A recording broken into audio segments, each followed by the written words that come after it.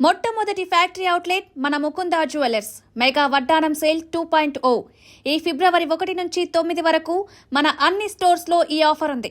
Flat 9.99% wastage and no making charges. మన Mukunda jewellers KPHB, Kothapet, Khammam, Somajiguda, Hanamkonda, Suchitra అన్ని branches కు ఈ ఆఫర్ వర్తిస్తుంది. Don't miss out. తెలంగాణ రైతులకు రేవంత్ సర్కార్ గుడ్ న్యూస్ చెప్పింది. త్వరలోనే అకౌంట్లలో డబ్బులు జమ చేసేందుకు రెడీ అయ్యింది. జనవరి 26న రిపబ్లిక్ డే సందర్భంగా రైతు భరోసా, ఇందిరమ్మ ఆత్మీయ భరోసా, కొత్త రేషన్ కార్డులు, ఇందిరమ్మ ఇండ్లు పథకం ప్రారంభించిన సంగతి తెలిసిందే. రాష్ట్ర వ్యాప్తంగా 563 గ్రామాల్లో ఈ పథకాలను లాంఛనంగా ప్రారంభించారు. సొంత నియోజకవర్గం కొడంగల్లో సీఎం రేవంత్ రెడ్డి ఈ 4 పథకాలు ప్రారంభించారు.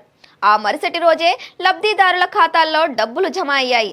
తాజాగా మిగిలిన గ్రామాల్లో రోజు విడిచి రోజు 40 రోజుల్లో లబ్ధిదారుల ఖాతాల్లో డబ్బులు జమ చేసేందుకు రేవంత్ సర్కార్ సిద్ధమైంది. మార్చి 31లోగా రైతు భరోసా, ఇందిరమ్మ ఆత్మీయ భరోసా, రేషన్ కార్డులు, ఇందిరమ్మ ఇండ్లు ఇస్తామని ప్రభుత్వం ఇప్పటికే ప్రకటించింది. ఈ నేపథ్యంలోనే ఫిబ్రవరి 3 నుంచి లబ్ధిదారుల ఖాతాల్లో డబ్బులు జమ చేయనుంది. రైతు భరోసా పంట పెట్టుబడి సాయం కింద రైతుల ఖాతాల్లో డబ్బులు జమ చేయనున్నారు.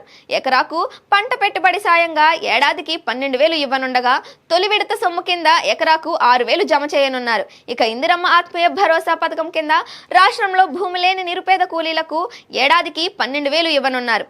2 విడతల్లో ఈ సొమ్ములు జమ చేయనుండగా తొలి విడతగా ఈ నెల 3 నుంచి అర్హులైన లబ్ధిదారుల ఖాతాల్లో డబ్బులు జమ చేయనున్నారు. ఇప్పటికే గ్రామ సభలు నిర్వహించి అర్హులను ఎంపిక చేసింది. మరికొందరు అర్హులు దరఖాస్తు చేసుకోగా వారిని కూడా పరిగణలోకి తీసుకొని డబ్బులు జమ చేసేందుకు రెడీ అయింది. ఇక ఇందిరమ్మ ఇండ్ల పథకం కింద రాష్ట్రంలో ఇండ్లు లేని పేదలకు ఇండ్లు మంజూరీ చేయనున్నారు. ఇంటి నిర్మాణానికి 5 లక్షల ఆర్థిక సాయం అందచేయనున్నారు. మొత్తం 4 విడతల్లో లబ్ధిదారుల ఖాతాల్లో డబ్బులు జమ చేయనుండగా తొలి విడత సొమ్ములు ఈ నెల 3 నుంచి జమ అయ్యే అవకాశం ఉంది. ఇక అర్హులైన వారికి కొత్త రేషన్ కార్డులు కూడా మంజూరీ చేయనున్నారు.